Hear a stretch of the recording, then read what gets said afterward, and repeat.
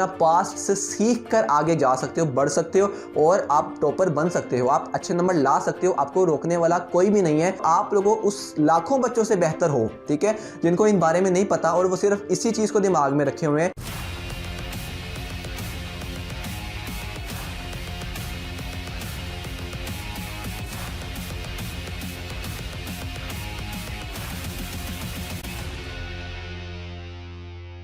अस्सलाम वालेकुम दोस्तों, कैसे हैं आप सभी लोग। मेरा नाम फैज़ान तनवीर है। वेलकम करता हूं एक और शानदार वीडियो के अंदर। आज की इस वीडियो के अंदर मैं आप लोगों के साथ शेयर करने लगा हूं कुछ ऐसी मिथ्स के बारे में जो कि पेपर प्रेजेंटेशन से रिलेटेड आप लोगों के माइंड में लाजमी से होंगी और आपने कभी ना कभी इस बारे में लाजमी से सोचा होगा। लेकिन आज की इस वीडियो के अंदर मैं आप लोगों को बताऊंगा कि यार ये आपके दिमाग में मिथ्स थी जिनको आपको क्लियर करना है और उनके क्या क्या सोल्यूशन है, वो सब कुछ आपको आज की इस वीडियो के अंदर मैं देने वाला हूँ। जानता हूँ हम दोनों ने एक दूसरे को फेस टू फेस ऐसी वाली वीडियो को बहुत ज़्यादा मिस किया है क्योंकि मैं कुछ टाइम से काफ़ी बिजी हूँ, ठीक है। लेकिन मैं हमारे जो चैनल पर पेपर प्रेजेंटेशन से रिलेटेड उर्दू की जो सीरीज स्टार्ट हुई है वो रेगुलरली चैनल के ऊपर अपलोड हो रही है और आप लोगों के अच्छे अच्छे कमेंट्स पढ़कर मुझे बहुत खुशी हुई कि आप लोगों को उस सीरीज से फ़ायदा हो रहा है और आप लोगों ने काफ़ी अच्छा सपोर्ट भी किया है। अगर आप लोग चाहते हैं कि मैं और वीडियोज़ उस टॉपिक पर लेकर आऊँ तो आप लोग मुझे कमेंट में बता दिया करो, क्योंकि सारी वीडियोज़ जो चैनल पर आती हैं वो आपके बताए हुए कमेंट्स पर आती हैं। तो आपको जो प्रॉब्लम पेश आ रही है आप मुझे कमेंट में बताओ, कुछ टाइम तक वो वीडियो आपके सामने हाजिर हो जाया करेगी। तो उसके लिए आपको बेल आइकन को ऑल पर क्लिक करना पड़ेगा सब्सक्राइब कर ताकि आपको जब मैं वीडियो अपलोड करूं तो आपको उसकी नोटिफिकेशन है और आपको वो वीडियो मिल सके। क्योंकि वीडियोस की क्वांटिटी अगर कम भी होती है लेकिन हम क्वालिटी वाइज वीडियोस को अच्छा लेकर आते हैं ताकि आपको उससे फ़ायदा हो, आपका टाइम जो है वो ज़ाया ना हो। तो चलिए बढ़ते हैं सीधा वीडियो के अंदर। तो सबसे पहली जो मिथ है जो कि बच्चों के माइंड में ये होती है कि जो पेपर प्रेजेंटेशन है ना उसके लिए राइटिंग अच्छी होना ज़रूरी है। हालांकि ऐसा बिल्कुल भी नहीं है। मैंने बहुत टाइम तक क्योंकि मेरा जो मेन चैनल है उस पर मैं पेपर प्रेजेंटेशन की मैंने काफ़ी ज़्यादा वीडियोस, जो टॉप वीडियोस हैं वो सारी प्रेजेंटेशन की ही हैं। लेकिन जो आपके सामने जो आपको पेपर प्रेजेंटेशन सिखा रहा है, ठीक है, उसकी 8 क्लास के बाद की जो राइटिंग है वो मैं आपको दिखा नहीं सकता कैसी है, ठीक है। इतनी गंदी, ऐसे लगता था जैसे कीड़ों का बसेरा है। लेकिन मैंने इस चीज़ को अपने दरमियान में बैरियर नहीं बनने दिया कि यार मेरी राइटिंग ख़राब है, ठीक है। टीचर्स मुझे कहते हैं कि फिजान तुम करते सब कुछ अच्छा हो, तुम्हारे बोर्ड में भी अच्छे नंबर मतलब आ जाते हैं, एग्जाम्स के अंदर जो स्कूल के एग्जाम्स होते थे बोर्ड में भी अच्छे नंबर आ जाएंगे, लेकिन अपनी राइटिंग अच्छा करो, राइटिंग तुम्हारी अच्छी नहीं है, ठीक है। तो उस चीज़ को मैंने अगर बैरियर बनाना होता तो मैं आज ये चैनल मेरा एग्जिस्ट ना कर रहा होता, मैं आपको बता ना रहा होता कि आपको पेपर प्रेजेंटेशन किस तरीके से करनी है। तो जो राइटिंग है वो आपका कोई भी बैरियर नहीं होना चाहिए आपकी पेपर प्रेजेंटेशन को सीखने के अंदर। राइटिंग एक ऐसी चीज़ है जो कि जब आप छोटे बच्चे थे तो आपकी राइटिंग बिल्कुल भी अच्छी नहीं थी, लेकिन अगर आप अपने आप को आज जिस पॉइंट पर हो कंपेयर करो अपने पुराने वाले सेल्फ से, ठीक है, तो आज आपकी राइटिंग बहुत ज़्यादा अच्छी है और आने वाले टाइम के अंदर आपकी राइटिंग और ज़्यादा अच्छी हो सकती है। सिर्फ आपको अपने ऊपर भरोसा रखना है और अपने अंदर एक तड़प सी पैदा करनी है। जलन किसी और के लिए नहीं, अपने पुराने वाले टाइम से कि यार मैंने अपनी राइटिंग को अच्छा करना है, ठीक है। तो आपकी राइटिंग अच्छी हो सकती है, ठीक है। मैं 9th क्लास के बाद से मैंने अपनी राइटिंग पर फोकस करना स्टार्ट किया क्योंकि मैं हर चीज़ में तो अच्छे जा रहा था, लेकिन सिर्फ राइटिंग एक ऐसा पॉइंट था जो कि मेरा एक अच्छा नहीं था, डाउन पॉइंट था। लेकिन मैंने 9th के बाद उस चीज़ को अपने पावर में कन्वर्ट करना स्टार्ट किया और मैंने अपनी राइटिंग को अच्छा करना स्टार्ट किया। तो राइटिंग कोई बैरियर नहीं है, ठीक है। राइटिंग आप विद टाइम सीखते जाओगे। मेन चीज़ है पेपर प्रेजेंटेशन, क्योंकि बहुत से बच्चे इस तरह के मैंने देखे अपनी इस 9th 10th फर्स्ट ईयर और सेकंड ईयर की जर्नी के अंदर कि राइटिंग बहुत अच्छी है लेकिन पेपर को अटेम्प्ट करने का, प्रेजेंट करने का तरीका नहीं आता, नंबर नहीं आते। और उसके बजाय कुछ ऐसे बच्चे भी जिनकी राइटिंग कुछ खास अच्छी नहीं थी लेकिन उनको पेपर को अटेम्प्ट करने का, पेपर को प्रेजेंट करने का तरीका आता था, तो उन्होंने बहुत अच्छा स्कोर किया अपने एग्जाम्स के अंदर। तो राइटिंग के बारे में आपने टेंशन नहीं लेनी, जैसी राइटिंग है स्टार्ट तो करो। दूसरी मिथ जो कि बच्चों के माइंड में हमेशा होती है कि यार पेपर प्रेजेंटेशन करने के लिए ना काफ़ी ज़्यादा टाइम चाहिए, कोई 1-2 साल चाहिए किसी भी पेपर प्रेजेंटेशन के अंदर आपने अच्छा स्कोर करना है। लेकिन ऐसा नहीं है, ठीक है। हर चीज़ मैं मानता हूं टाइम लगता है, ठीक है। कोई भी ऐसी स्किल नहीं है जो कि आप 2 दिन में सीख जाओगे, ठीक है, ऐसा बिल्कुल भी नहीं है। आपको उस पर टाइम लगाना पड़ेगा, इनपुट लगाओगे तो उसकी आउटपुट मिलेगी। आप अगर एक एवरेज किसी भी चीज़ को एवरेज सीखना चाहते हो ना तो आपको 3 महीने लगते हैं, तो साइंस भी कहती है और रिसर्चेस भी कहती हैं। और अगर आपने किसी एक चीज़ के अंदर एक्सपर्ट बनना है तो मिनिमम 6 महीने और मैक्सिमम आगे लाइफ टाइम, ठीक है, आप उस स्किल में अच्छा हो सकते हो, एक्सपर्ट हो सकते हो, टॉप के 1% में आ सकते हो। तो सिर्फ ये दिमाग में लाना कि यार इस पे तो बहुत टाइम लगेगा, अभी तो मेरे पास तो सिर्फ 2-3 महीने रह गए बोर्ड एग्जाम्स के, मेरे बस की बात नहीं है पेपर प्रेजेंटेशन, ऐसा बिल्कुल भी नहीं होना चाहिए। पेपर प्रेजेंटेशन आपको सीखना स्टार्ट तो करो यार, पहला स्टेप लोगे तो अगली सीढ़ी पर पहुंचोगे। अगर आप सिर्फ यही सोचते रहोगे अच्छा यार ये पहला स्टेप लूँ या ना लूँ, क्या आगे जाऊँ या ना जाऊँ, ठीक है, तो ऐसा नहीं चलेगा, आप पेपर प्रेजेंटेशन अच्छी नहीं कर पाओगे।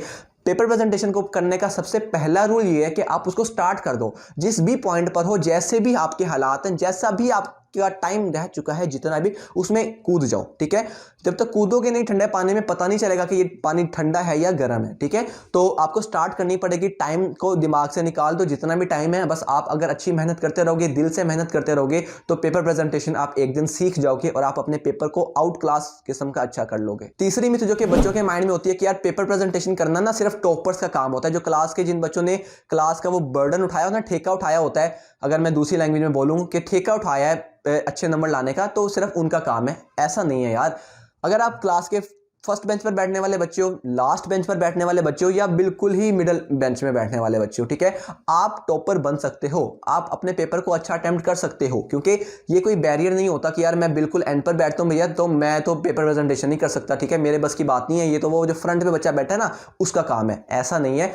पेपर प्रेजेंटेशन आप लोग आराम से कर सकते हो। सिर्फ अपने ऊपर एक फोकस और अपने ऊपर एक थोड़ा सा अपने आप को नाम सिर्फ ये कुछ ऐसे झंझोड़ना पड़ेगा कि यार वो जो बच्चा आगे बैठा है ना फ्रंट सीट के ऊपर, वो मेरे से क्यों इतना अच्छा जा रहा है, क्यों उसके अच्छे नंबर आ रहे हैं, क्यों उसकी राइटिंग अच्छी है, क्यों उसकी प्रेजेंटेशन अच्छी है। बस आपको अगर उस वाई का मतलब पता चल जाएगा ना, उस वाई का आंसर मिल जाएगा, तो आपको उस टॉप बच्चा बनने से कोई भी नहीं रोक सकता। आप बेशक क्लास के बिल्कुल एंड पर बैठे हो, आप क्लास के बिल्कुल एंड पर बैठे हुए भी अपने एग्जाम्स के अंदर, बोर्ड एग्जाम्स के अंदर अच्छा स्कोर कर सकते हो, अच्छी प्रेजेंटेशन कर सकते हो, ठीक है, कोई आपको नहीं रोक सकता। और सीट्स का आप लोगों ने नहीं देखना कि यार वो फ्रंट सीट पर बैठा होगा तो वो अच्छा नंबर लाता है, मैं बैक सीट पर बैठकर अच्छा नंबर नहीं ला सकता, ऐसा बिल्कुल भी नहीं। मैंने अपनी फर्स्ट ईयर सेकेंड ईयर के अंदर फ्रंट पर, ठीक है, अच्छे बच्चों में बैठकर भी देखा है, सेंटर वाले बेंचेस पर बैठकर भी, और लास्ट वाले बेंचेस पर बैक बेंचेस के साथ बैठकर भी एक्सपीरियंस किया है। कोई फर्क नहीं होता उन बच्चों के दरमियान में, सिर्फ उनकी एक मेंटेलिटी, उनके एक माइंडसेट का एक डिफरेंस होता है कि यार हम बैक बेंचर्स हैं, तो इसका मतलब है ये अच्छे नंबर लाना बोर्ड एग्जाम्स में, ये तो हमारे ऐसे कोई मकसद ही नहीं है, ठीक है, हमारा काम ही नहीं है अच्छे नंबर लाना। तो इस मिथ को दिमाग से सबसे पहले आपको रिमूव करना है। नंबर 4 पे जो मिथ है वो ये है कि यार जो टॉपर्स होते हैं ना, जो एक्सपर्ट्स होते हैं, वो पैदाइशी ऐसे होते हैं, ठीक है, पैदा ही वो टॉपर होते हैं, उनके पास सर्टिफिकेट होता है कि यार I am the topper of this school, of this board exam. हालांकि ऐसा बिल्कुल भी नहीं है। बच्चों, जब आप मेहनत करोगे, ठीक है, हाँ, जब आप पहली स्टेप आपने चढ़ लिया, ठीक है, अब जैसे जैसे आप स्टेप्स चढ़ते जा रहे हो, आप अपने पुराने वाले टाइम से एक अच्छा परफॉर्म कर रहे हो, आप एक्सपर्ट बनते जा रहे हो। याद करो, जब आप बिल्कुल छोटे बच्चे थे, ठीक है, आपको पेंसिल पकड़ना थोड़ा बहुत आता था, तो क्या आपकी राइटिंग अच्छी थी क्या उस टाइम? या आप इस टाइम जिस पॉइंट पर भी मौजूद हो, आपकी राइटिंग, आपकी प्रेजेंटेशन, आपके एग्जाम नंबर जैसे भी हैं, क्या वो सबसे पहले दिन वाले थे क्या? नहीं ना, उनमें डिफरेंस है ना। मे बी आज वाला बहुत ज़्यादा अच्छा है। क्यों बोला? क्योंकि आप पैदाइशी ऐसे नहीं थे। तो इस तरह आपकी क्लास में जो टॉपर्स हैं, या अगर आप खुद भी टॉपर हो, तो आप पैदाइशी ऐसे नहीं थे, आपने स्ट्रगल की, आपने मेहनत की, आपने इनपुट लगाया, तो आप ऐसे बने हो, ठीक है। कोई भी बंदा, कोई भी पर्सनैलिटी स्टार्टिंग वाले दिन से ही ऐसी नहीं हो जाती थी जैसे आज हम उनको देख रहे हैं, ठीक है। उन्होंने भी स्ट्रगल की होती है, उन्होंने भी अपने ऊपर काम किया होता है, मेहनत की होती है, फिर वो उस पॉइंट पर पहुंचते हैं। तो अगर आप लोगों के माइंड में ये ख्याल है ना कि यार ये मेरा काम नहीं है क्योंकि मैं बचपन से टॉपर नहीं था, या मैंने अपनी शुरू वाली क्लासेस के अंदर टॉप नहीं किया, तो ऐसा इसका कोई फायदा नहीं है सोचने का, ठीक है। आप अपने आज को बदल सकते हो, अपने कल को भी बदल सकते हो, ठीक है, लेकिन आप अपने पास्ट को नहीं बदल सकते। लेकिन आप पास्ट से सीख कर आगे जा सकते हो, बढ़ सकते हो, और आप टॉपर बन सकते हो, आप अच्छे नंबर ला सकते हो। आपको रोकने वाला कोई भी नहीं है सिवाय आपके इस छोटे से दिमाग में एक छोटा सा पॉइंट है उसके, ठीक है, क्योंकि उस पॉइंट के अंदर सिर्फ ये घुसा हुआ है कि यार ये मेरा काम नहीं है, या मैं नहीं कर सकता, I can do it. Number 5 पर जो मिथ बच्चों के दिमाग में होती है ना पेपर प्रेजेंटेशन से रिलेटेड, वो ये है कि यार पेपर प्रेजेंटेशन का क्या फायदा है, बोर्ड में आपको लिखा हुआ चाहिए होता है, ठीक है, कंटेंट मैटर करता है, राइटिंग मैटर नहीं करती, प्रेजेंटेशन मैटर नहीं करती। तो उनसे सिर्फ एक छोटा सा सवाल है मेरा, आप किसी ऐसी दुकान पर जाते हो, ठीक है, जिसका जो आउटलुक है वो अच्छी नहीं लग रही है, आपको दुकान लग रहा है जैसे ना किसी कबाड़ खाने के पास है, लेकिन उसके अंदर बहुत अच्छा सामान पड़ा हुआ है, बहुत वैल्यूएबल चीज़ें पड़ी हैं, तो मुझे बताओ आपका उस दुकान में जाने को दिल करेगा? बेशक उसके अंदर जितनी मर्जी अच्छी चीज़ें पड़ी हो, नहीं ना। क्यों? क्योंकि उसकी आउटर लुक अच्छी नहीं है, आंखों को अच्छा नहीं लग रही है। उसके बजाय अगर आप किसी मॉल में जाते हो, बेशक अंदर नाकिस से नाकिस, फिजूल से फिजूल चीज़ पड़ी हो, लेकिन अगर उन्होंने ब्रांडिंग अच्छी की हुई है, आउटलुक अच्छा किया हुआ है उस दुकान का, तो आपका दिल लाजमी करेगा उसके अंदर जाने को। आपका एग्जाम भी कुछ ऐसा ही है, आपको खुद तो आपकी तस्वीर उम्मीद एग्जाम पे नहीं ना लगी पे आपके पेपर पर कि एग्जामिनर को पता चले यार ये बच्चा तो यार ये तो बहुत खूबसूरत है, ठीक है, तो इसका पेपर भी अच्छा होगा। नहीं, आपके पेपर को बताना पड़ेगा कि यार मैं अच्छा हूं, ठीक है।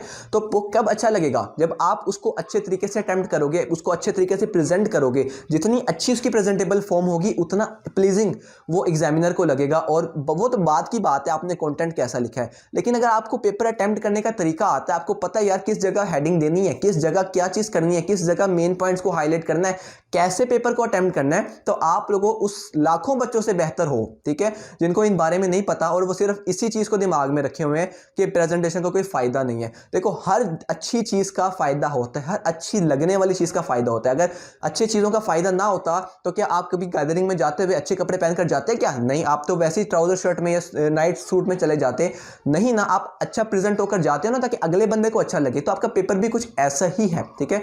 आपको पेपर को अच्छा अटेम्प्ट करना पड़ेगा ताकि आपके एग्जाम्स में नंबर अच्छे आए, आपका पेपर बाकी वो जो लाखों बच्चे हैं ना उनसे अच्छा, उनसे मुनफरिद, उनसे यूनिक लग रहा हो। तो उम्मीद है आपको आज की इस वीडियो से आपके माइंड तो को थोड़ा खुला होगा और आपको पता चला होगा यार ये जो चीज़ मिथ थी, अब मैंने आपको उनका सोल्यूशन भी बता दिए, ठीक है। इन चीज़ों को माइंड में कभी नहीं लेकर आना, अगर कोई आपके माइंड में डालने की कोशिश करे तो उसको दूर से ही साइड पर चलता बना देना, ठीक है।